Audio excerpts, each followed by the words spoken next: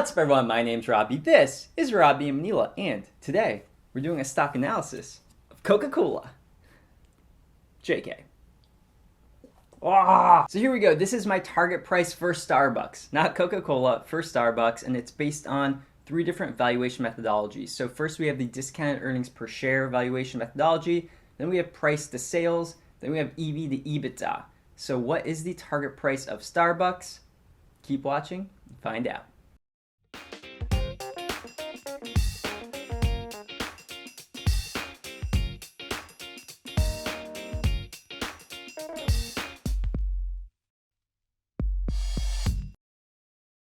Really appreciate watching this video, and I do want to remind you that this is not financial advice. This is just my opinion about what this stock is worth. Do your own due diligence because, let's face it, I'm not always right. All right, everyone, let's get started. Leave a little comment below. Let me know what you think about Starbucks. Are you bullish on Starbucks? Are you bearish? Do you like the dividend? Just let me know what you think. Now, what we're going to do is just quick rundown of Starbucks. What does Starbucks do? Well, I think you've heard of Starbucks. It makes coffee, makes tea. There's retail stores all over the place. You can go in, you can get a sandwich if you want to. So there's food, there's drinks, there's beverages.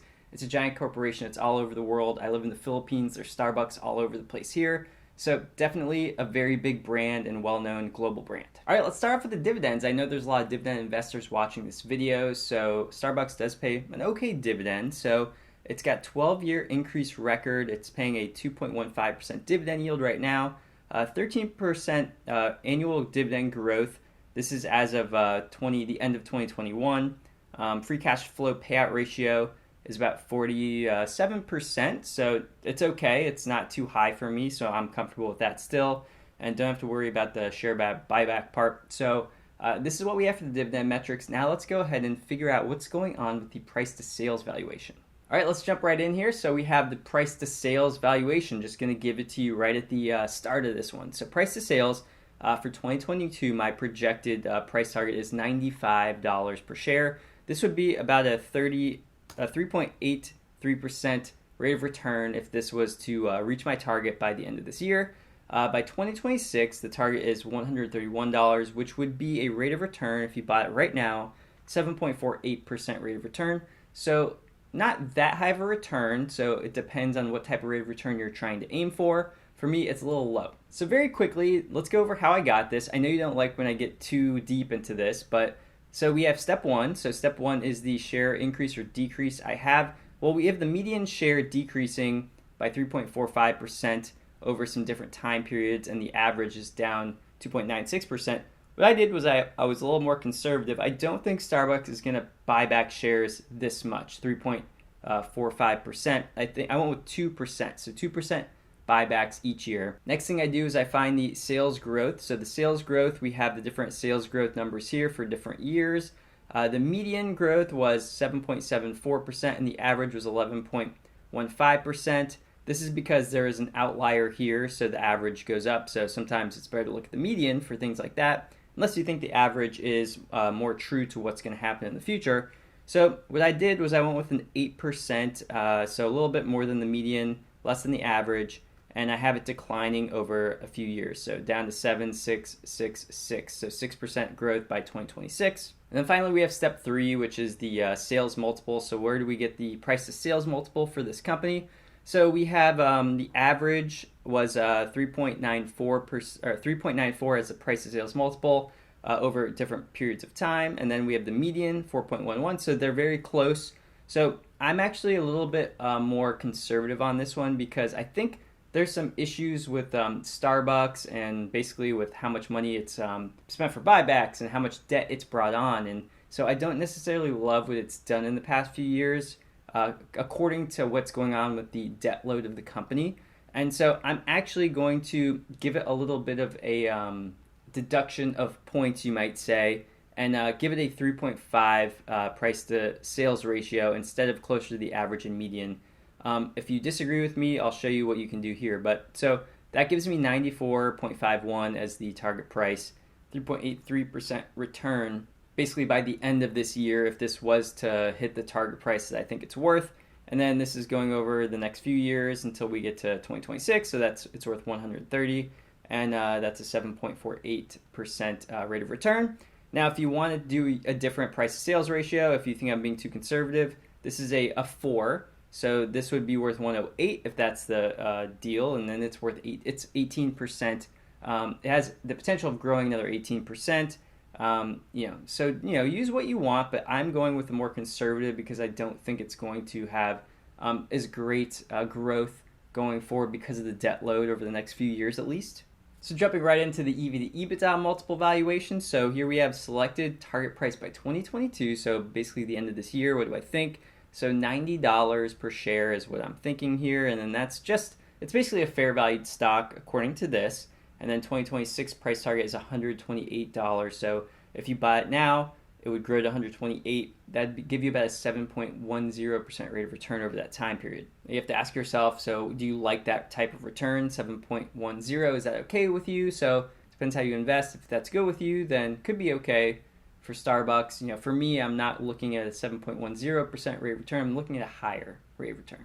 Quickly, let's take a look at the EV to EBITDA numbers that I put in there. Same thing with before with price to sales valuation. So we have the same share decreasing, and I did decreasing shares by 2% each year. For step 2, the EBITDA growth. So what I have here is these are the different growth numbers over the past few years. The median of these is 8.92% growth, and then the average is 32% growth. Of course, we had this outlier, which is 1 year of the past year. Really high EBITDA growth, which is probably not going to happen over time. So, you want to be closer to the median here. So I went with an actual 7%, which is below the median because, like I said before, I think the debt of Starbucks might have an impact on how it grows going forward. A slight negative result from the debt load. Then on step 3 here with the EV to EBITDA multiple. So these are the different multiples at the end of the years. So end of year 2017, end of year 2018. So these are the different multiples. The average of these multiples is 20. Median's 18.11. So what did I do here? So I went with an 18, which is right at the median here. So the median multiple. So in 2022, it equates a 90.26 is the price target by the end of the year. And so that's negative 0.84%. So basically this stock is essentially fair valued right now. And then we have it growing up until 128 by 2026, as you can see here. And that's a 7.10% rate of return. So that's up to you if you like that type of return. Now, if you don't think that this should be an 18, maybe you think it should be lower, like a 12.